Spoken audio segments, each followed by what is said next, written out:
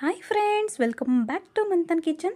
ಇವತ್ತಿನ ವಿಡಿಯೋ ಮೂಲಕ ಸಖತ್ ಟೇಸ್ಟಿ ಮತ್ತು ಬಾಯಲ್ಲಿಟ್ಟರೆ ಕರಗುವಂತಹ ಕ್ಯಾರೆಟ್ ಹಲ್ವ ಮಾಡೋದನ್ನು ನೋಡೋಣ. ಈ ಕ್ಯಾರೆಟ್ ಹಲ್ವನ ತುಂಬ ಈಸಿಯಾಗಿ ಮಾಡ್ಕೋಬಹುದು, ಹಾಗೆ ಮತ್ತು ಕಡಿಮೆ ಪದಾರ್ಥಗಳಲ್ಲಿ ಮಾಡ್ಕೋಬಹುದು. ಬನ್ನಿ ತಡ ಮಾಡಿದೆ ರೆಸಿಪಿ ಶುರು ಮಾಡೋಣ.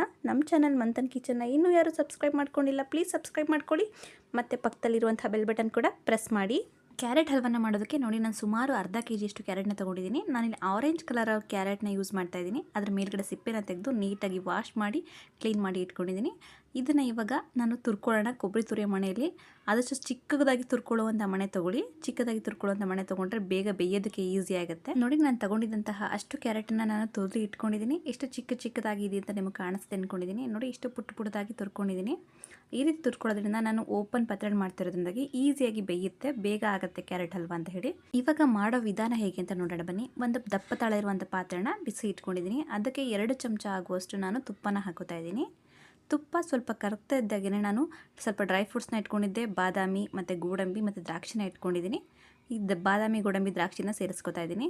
ಇದು ಕಲರ್ ಚೇಂಜ್ ಆಗಿ ಮತ್ತು ದ್ರಾಕ್ಷಿಗಳೆಲ್ಲ ಸ್ವಲ್ಪ ದಪ್ಪಾಗಿ ಕಲರ್ ಚೇಂಜ್ ಆಗಬೇಕು, ಅಲ್ಲಿವರೆಗೂ ಫ್ರೈ ಮಾಡ್ಕೊಳ್ಳೋಣ. ನೋಡಿ, ಈ ಹಂತದಲ್ಲಿ ಕಲರ್ ಚೇಂಜ್ ಆಗಿ ನೀಟಾಗಿ ಫ್ರೈ ಆಗಿದೆ. ಫ್ರೈ ಆಗಿರುವಾಗ ಇದನ್ನು ಒಂದು ಪಾತ್ರೆಗೆ ಬೇರೆ ಎತ್ತಿಟ್ಕೊತಾ ಇದ್ದೀನಿ.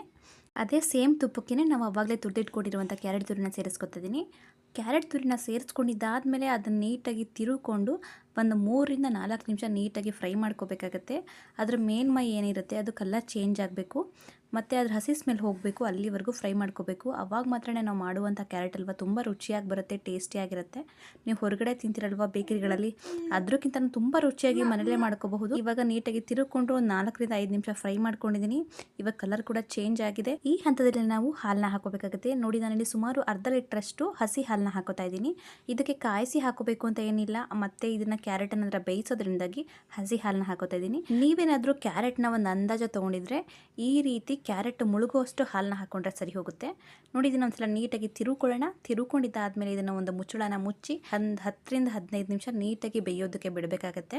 ಕ್ಯಾರೆಟ್ ಫುಲ್ ಸಾಫ್ಟ್ ಆಗಬೇಕು. ನೀವೇನಾದರೂ ಕುಕ್ಕರಲ್ಲಿ ಮಾಡ್ಕೋತೀರಾ ಅಂತ ಹೇಳಿದ್ರೆ ಸ್ವಲ್ಪ ಹಾಲನ್ನ ಕಡಿಮೆ ಹಾಕ್ಕೊಂಡು ಈ ಹಂತದಲ್ಲಿ 2 ವಿಷಲ್ ತೆಗೆದ್ರೆ ಆಯಿತು. ನೋಡಿ, ಇದನ್ನು ಮುಚ್ಚಳನ ಮುಚ್ಚಿ ಒಂದು 15 ನಿಮಿಷ ಬೇಯಿಸ್ಕೊಂಡಿದ್ದೀನಿ. ಮೀಡಿಯಂ ಫ್ಲೇಮಲ್ಲಿ ಬೇಯಿಸ್ಕೊಳ್ಳಿ, ಆದಷ್ಟು ಉಕ್ಕೋ ಚಾನ್ಸಸ್ ಇರುತ್ತೆ ಹಾಲು ಹಾಕಿರೋದ್ರಿಂದಾಗಿ. ಮೀಡಿಯಂ ಫ್ಲೇಮಲ್ಲಿ ನಾನು ಒಂದು 15 ನಿಮಿಷ ಬೇಯಿಸ್ಕೊಂಡಿದ್ದೀನಿ. ನೋಡ್ತಾ ಇರ್ಬೋದು ನೀವು, ಹಾಲು ಫುಲ್ ಕಂಪ್ಲೀಟಾಗಿ ಕಡಿಮೆ ಆಗಿದೆ ಮತ್ತು ನಮ್ಮ ಕ್ಯಾರೆಟ್ ಕೂಡ ಅಷ್ಟೇ ತುಂಬ ಸಾಫ್ಟಾಗಿ ಬೆಂದಿದೆ. ಇಷ್ಟು ಬೆಂದರೆ ಸಾಕು. ಇವಾಗ ಹೈ ಫ್ಲೇಮ್ ಮಾಡಿಕೊಂಡು ಇದನ್ನು ಸ್ವಲ್ಪ ಇಂಗಿಸ್ಕೊಳ್ಳೋಣ. ಈ ಹಾಲು ಇರುತ್ತಲ್ವ, ಎಕ್ಸ್ಟ್ರಾ ಹಾಲು ಏನಿದೆ ಅದನ್ನು ಸ್ವಲ್ಪ ಕಡಿಮೆ ಆಗಬೇಕು, ಅಲ್ಲಿವರೆಗೂ ಬೇಯಿಸ್ಕೋಬೇಕಾಗುತ್ತೆ. ನೋಡಿ, ಹಾಲು ಇಷ್ಟು ಕಡಿಮೆ ಆದರೆ ಸಾಕು. ಈ ಹಂತದಲ್ಲಿ ನಾವು ಸಕ್ಕರೆನ ಹಾಕೊಳ್ಳೋಣ. ನೋಡಿ, ನಾನು ಸುಮಾರು ಅರ್ಧ kg ಆಗೋಷ್ಟು ಕ್ಯಾರೆಟ್ನ ತೊಗೊಂಡಿದ್ದೀನಿ. ಅದಕ್ಕೆ 150 ಗ್ರಾಮ್ ಆಗೋಷ್ಟು ಸಕ್ಕರೆನ ಹಾಕೋತಾ ಇದ್ದೀನಿ. ನೀವೇನಾದರೂ ಸ್ವೀಟ್ ಕೋವಾ ಆ್ಯಡ್ ಮಾಡ್ತೀರಾ ಅಂತ ಹೇಳಿದ್ರೆ 100 ಗ್ರಾಮ್ ಸಕ್ಕರೆನೇ ಸಾಕಾಗುತ್ತೆ. ನಿಮ್ಮ ಸಿಹಿಗೆ ಅನುಗುಣವಾಗಿ ನೀವು ಸಕ್ಕರೆನ ಆ್ಯಡ್ ಮಾಡ್ಕೋಬಹುದು. ಸ್ವೀಟ್ ಕಡಿಮೆ ತಿಂತೀರಾ ಅಂದರೆ 100 ಗ್ರಾಮ್ ಹಾಕ್ಕೊಳ್ಳಿ, ಜಾಸ್ತಿ ಬೇಕು ಅಂದರೆ 150 ಗ್ರಾಮ್ ಹಾಕ್ಕೊಳ್ಳಿ. ನಾನು ಸ್ವಲ್ಪ ಕೋವಾನು ಆ್ಯಡ್ ಮಾಡ್ತಾ ಇದ್ದೀನಿ, ಬಟ್ ಅದು ಅನ್ಸ್ವೀಟನ್ ಕೋವಾ.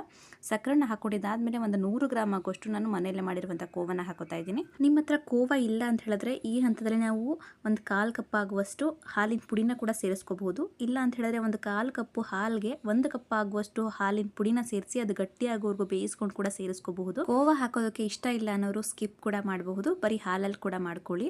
ಕೋವಾ ಹಾಕಿದ್ರೆ ಇನ್ನೂ ಸ್ವಲ್ಪ ಕ್ರೀಮಿಯಾಗಿ ಚೆನ್ನಾಗಿರುತ್ತೆ ಅಂತ ಹೇಳಿ. ನೋಡಿ, ಇವಾಗ ನಾವು ಹಾಕಿರುವಂಥ ಹಾಲು ಮತ್ತು ಕೋವಾ ಎಲ್ಲ ಫುಲ್ ಕಂಪ್ಲೀಟಾಗಿ ಮೆಲ್ಟ್ ಆಗಿ ಅದು ಮತ್ತೆ ನೀರಿನ ಅಂಶ ಬಿಟ್ಕೊಳ್ಳೋಕೆ ಸ್ಟಾರ್ಟ್ ಆಗಿದೆ.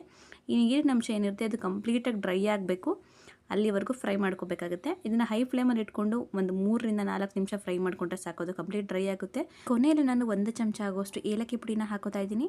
ಮೊದಲೇ ಫ್ರೈ ಮಾಡಿ ಇಟ್ಕೊಂಡಿದ್ದ ಡ್ರೈ ಫ್ರೂಟ್ಸ್, ದ್ರಾಕ್ಷಿ, ಗೋಡಂಬಿನ ಸೇರಿಸ್ಕೊತಾ ಇದ್ದೀನಿ ಮತ್ತು 2 ಸ್ಪೂನ್ ಆಗುವಷ್ಟು ತುಪ್ಪನ ಸೇರಿಸ್ಕೊತಾ ಇದ್ದೀನಿ. ತುಪ್ಪನ ಎಲ್ಲ ಸೇರಿಸ್ಕೊಂಡಿದ್ದಾದಮೇಲೆ ನೀಟಾಗಿ ಮಿಕ್ಸ್ ಮಾಡಿಕೊಂಡು ಕಂಪ್ಲೀಟ್ ಡ್ರೈ ಮಾಡ್ಕೊಂಡಿದ್ದೀನಿ. ನೋಡಿ, ನಾನು ಎಷ್ಟು ಪರ್ಫೆಕ್ಟಾಗಿ ಕ್ರೀಮಿಯಾಗಿ ರೆಡಿಯಾಗಿದೆ ಅಂತ ಹೇಳಿ ನೀವು ನೋಡ್ತಾ ಇರ್ಬೋದು. ಇವಾಗ ಸರ್ವ್ ಮಾಡ್ಕೊಳ್ಳೋಣ ಬನ್ನಿ. ನೀವು ಈ ಕ್ಯಾರೆಟ್ ಹಲ್ವನ ಒಂದ್ಸರಿ ಮಾಡಿ ಫ್ರಿಜ್ಜಲ್ಲಿ ಇಟ್ಕೊಂಡು ಹೇಳಿದ್ರೆ ಒಂದು ವಾರದವರೆಗೂ ಕೂಡ ತುಂಬ ಚೆನ್ನಾಗಿರುತ್ತೆ. ನಿಮ್ಗೆ ಯಾವಾಗ ಸ್ವೀಟ್ ತಿನ್ನಬೇಕು ಅನ್ಸುತ್ತೆ ಯಾವಾಗ ತಿನ್ನಬಹುದು. ನೋಡಿದ್ರಿ ಅಲ್ವಾ, ಎಷ್ಟು ಪರ್ಫೆಕ್ಟಾಗಿ ಕ್ರೀಮಿಯಾಗಿ ಹೆಲ್ದಿಯಾಗಿ ಕ್ಯಾರೆಟ್ ಹಲ್ವನ ಮನೆಯಲ್ಲೇ ಮಾಡ್ಕೋಬೋದು ಅಂತ. ಈ ವಿಡಿಯೋ ನಿಮಗೆ ಇಷ್ಟ ಆದರೆ ಲೈಕ್ ಮಾಡಿ, ಶೇರ್ ಮಾಡಿ, ಪ್ಲೀಸ್ ಸಬ್ಸ್ಕ್ರೈಬ್ ಮಾಡ್ಕೊಳ್ಳಿ ಮಂಥನ್ ಕಿಚನ್ಗೆ. Thank you. Happy cooking.